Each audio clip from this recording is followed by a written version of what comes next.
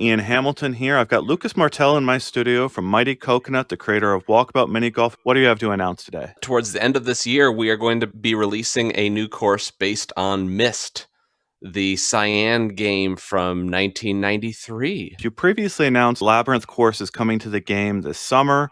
That's a partnership with the 1980s property from Jim Henson. To have that as a place you can visit in VR is mind-blowing. But the fact that you're also planning Myst, this is going to be the first time in 30 years almost that people can go into that location with friends and family. How does that feel to actually be able to accomplish that? Honestly, that's going to be such a big draw of this. And while we're obviously going to be trying to recreate some of what that is, we're also not trying to recreate the game itself. So much of it is an ode and an homage to the game that so many of us on the team grew up playing and what got many of us into gaming and creating animation and all that sort of stuff. It is going to be almost more of the theme park version of it, in that you're going to be able to go together. You're going to be able to, play around a golf and just generally hang out with friends. And I think it is going to be really interesting to see how people connect, because it's such a big part of many people's history or childhood or whatever. And being able to share that with friends, I definitely feel like it's going to be a really unique opportunity. Are you using the assets from the VR version to mold your courses around? So we have actually gotten the assets.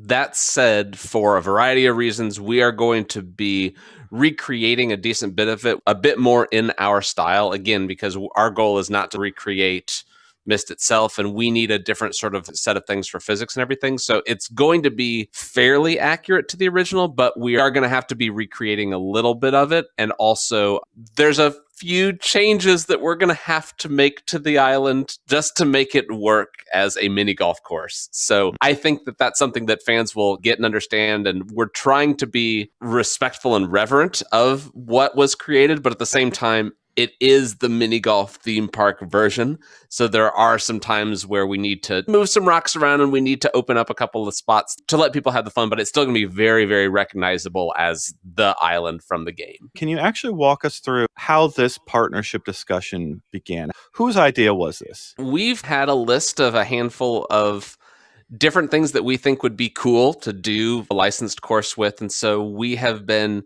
slowly starting to reaching out. We reached out to the folks at Cyan, and it just happened to turn out that they had all been playing Walkabout anyways. So they knew about us. We obviously knew about them. And as soon as we started talking about it, it was clear that just like they have such a great mindset around it. And it was great because they're like, oh no, we want you guys to have the freedom to make a few of those tweaks. It doesn't have to be exactly the same thing. And we've all said that we don't want it to try to step on the toes of what Myst did. We want this to be an homage and just a love letter to the game. How far out into the future are you planning things now? And is the ball really rolling to keep this evolution growing? We're working up to the point where we can get to one new course a month.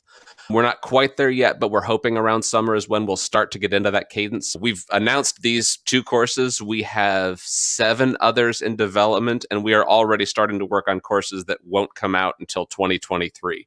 So as we've expanded just our capacity to do more courses, it takes a little longer. It takes about 9 months typically to make a course, but that's because we're trying to have enough going at any given time that we really do need to be thinking about, 9 to 12 months ahead. We're already starting to think pretty seriously and actually starting to put, pencils to paper on what are some of those courses in 2023. And this Myst course, it'll be a paid DLC? We've gotten into this rhythm of basically $2.99 US for each course.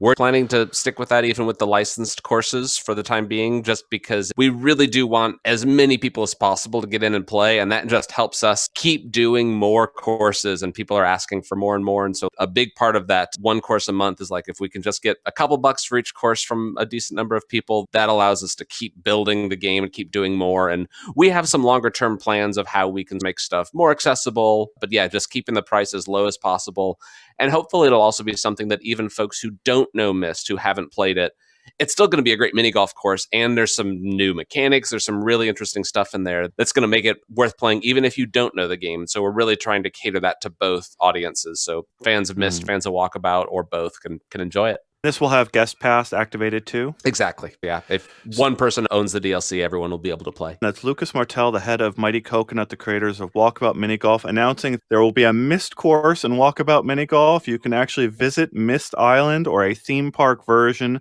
of Myst Island, where you can golf with friends for the first time in decades of development. Thank you so much for the time, and I can't wait to get in there and visit that island one more time.